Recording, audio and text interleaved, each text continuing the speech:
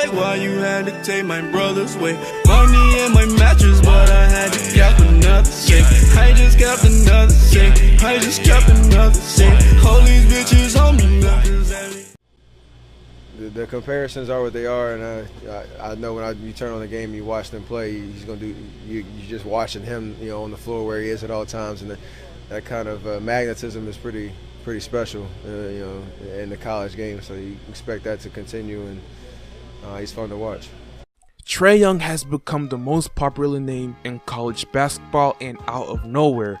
I mean, his range is out of this world. He is arguably having the greatest college career of all time, averaging 30 points and 10 assists, something that you don't see every day in college basketball, and something that hasn't happened in over 5 decades. Pretty insane, huh? But with that being said, Trae is one of the hardest workers you will ever see. But with that being said, today, I'm going to be talking about the story of Trae Young. Let's get right into it. Now, Trae Young got into basketball when he was really young, and it was in 7th grade when he realized that he had a real passion for shooting and realized dribbling was more boring and shooting was more fun for him. In a quote, he said, "All I wanted to do was shoot threes. I wanted to shoot further back and further back." And during that time, Steph Curry was a huge inspiration for Trae Young, because by then Steph Curry was already becoming a star in the NBA with his lightning quickness and logic-defying shots, influenced a generation of players like Trae. And with that being said, Trae and his dad watched games on weekends and decided that's what he wanted to be,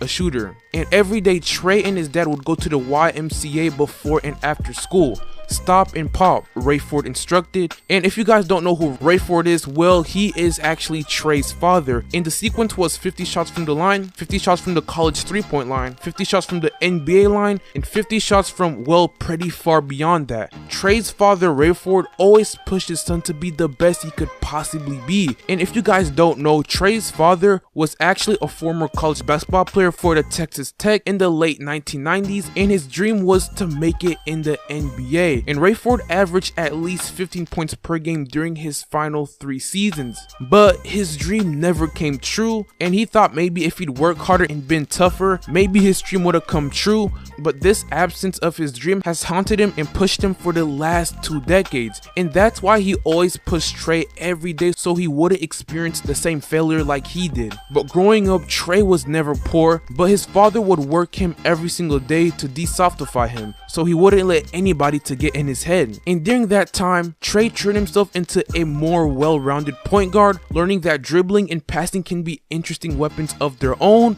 but he was a shooter. No doubt about it, the kid had a knack for shooting. And after a while, college coaches were calling so often that Candace, and if you guys don't know who she is, well, she's actually Trae's mother, who usually spent weekends with the 3 younger children and driving their daughters to volleyball matches, started wondering what she was missing when Rayford and Trae left for AAU tournaments.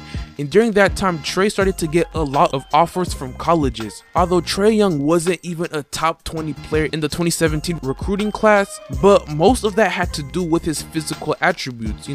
He's not the fastest, he's also not the quickest, and he's also not even that athletic, but he has mastered other aspects of the game like passing, dribbling, and the biggest of all, shooting. So he was able to get some pretty good offers from colleges like Kentucky, Oklahoma State, and Washington. And Trae's father actually wanted him to sign with Kentucky because he wanted him to be a part of one of the best basketball colleges instead of going to a major football school like Oklahoma. But Trae wanted to be different. He thought it didn't matter what school he went to, he was confident with his basketball skills and that he could succeed anywhere. In a quote, he said, "This doesn't look so hard. I don't know. Scoring has always come easy to me. I just felt like if I could score so easy at this level, if I just got better at a few things and I was in the right situation." And with that being said, Trae chose to go to Oklahoma. But right now, Trae is arguably having the greatest college career of all time, and it's something you don't see every day. His range is literally out of this world. But if there's one thing I forgot to mention,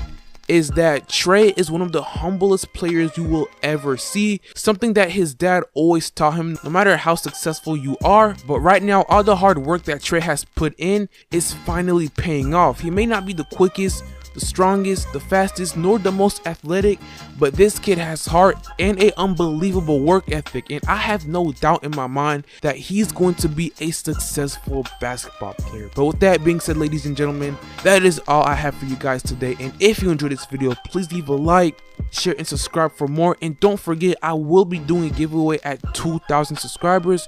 But with that being said, I hope you guys have an amazing day, and I will see you all later.